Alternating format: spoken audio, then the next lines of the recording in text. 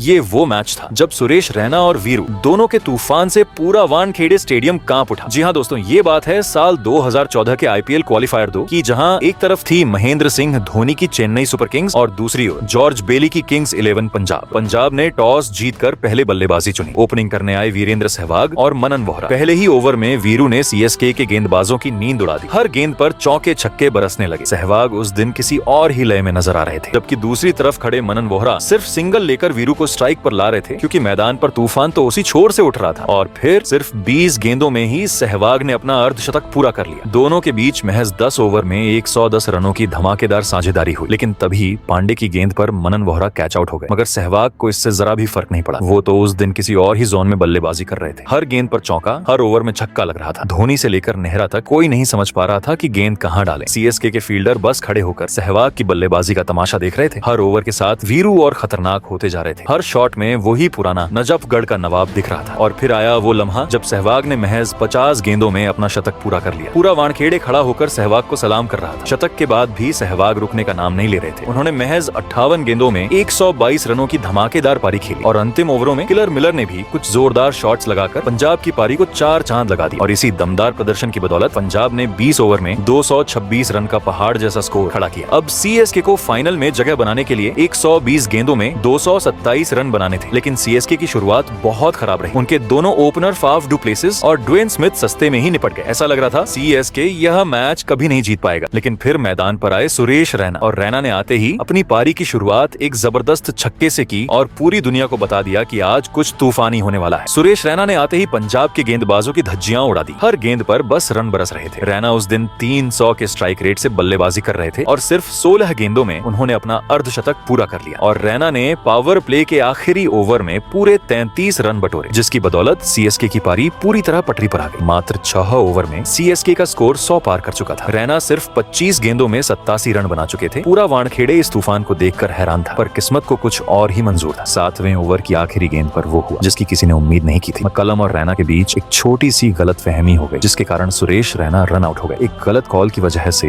रैना एक पल में पवेलियन लौट गए। पूरा वानखेड़े सन्न रह गया। धोनी का चेहरा सब कुछ बयां कर रहा था, क्योंकि उन्हें भी पता था कि मैच अब हाथ से फिसल चुका है। रैना के आउट होते ही चेन्नई की पारी ताश के पत्तों की तरह बिखर गई। कोई भी बल्लेबाज अब तेजी से रन बना ही नहीं सका। धोनी ने कोशिश जरूर की, लेकिन तब तक बहुत देर हो चुकी थी। पंजाब ने पूरी तरह शिकंजा कस लिया था। और इसी के साथ किंग्स 11 पंजाब ने चेन्नई सुपर किंग्स को 24 रनों से हराकर पहली बार आईपीएल फाइनल में जगह बना ली। लेकिन सोचिए दोस्तों, अगर सुरेश रैना उस दिन रन आउट नहीं होते तो शायद आज आईपीएल का इतिहास कुछ और ही होता।